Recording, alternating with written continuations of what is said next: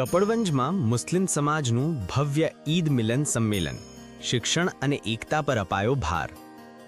તાજેતરમાં ખેડા જિલ્લાના કપડવંજ ખાતે મુસ્લિમ વકીલ મંડળ દ્વારા એક ભવ્ય ઈદ મિલન સંમેલનનું આયોજન કરવામાં આવ્યું હતું। આ કાર્યક્રમમાં કાયદાકીય જગતના માંધાતાઓ અને સમાજના અગ્રણીઓએ મોટી સંખ્યામાં હાજરી આપી હતી।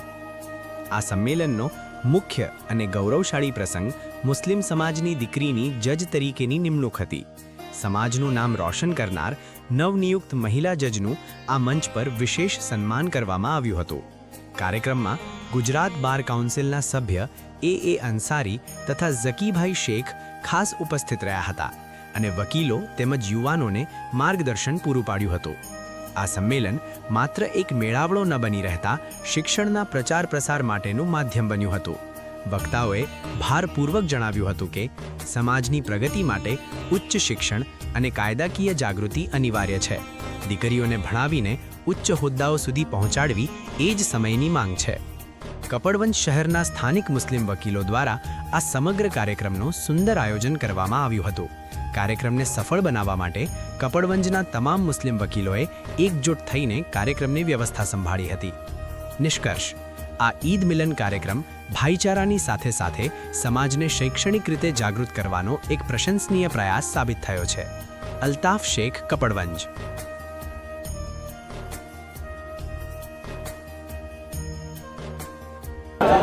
આજરોજ કપડવંજ ખાતે આખા ખેડા જિલ્લાનું ઈદ મિલનનું પ્રોગ્રામ રાખવામાં આવેલું, જેમાં બાર કાઉન્સિલ ઓફ ગુજરાતની અંદર મને, જકીભાઈને, યુનુસ ખાન સાહેબને, જુબેરભાઈને, રણજીતભાઈને, આ તમામ લોકોને બોલાવવામાં આવેલા। અમે લોકો ખૂબ ધન્યવાદ પાઠવીએ છીએ ખેડા જિલ્લાના તમામ વકીલોનો કે જે લોકોએ અમને વોટ આપ્યા છે, અને એ લોકોનો ધન્યવાદ કરવા અમે લોકો આજે અહીંયા પધાર્યા છે। આજનો પ્રોગ્રામ જે છે તે આપ ખુદ રીતે એક સંગઠન અને એક વકીલોનો અભિવાદન અને ઈદ મિલનના સમારોહના હેતુથી રાખવામાં આવેલું હતું અને સફળતાપૂર્વક આયોજન પાર પડ્યું છે।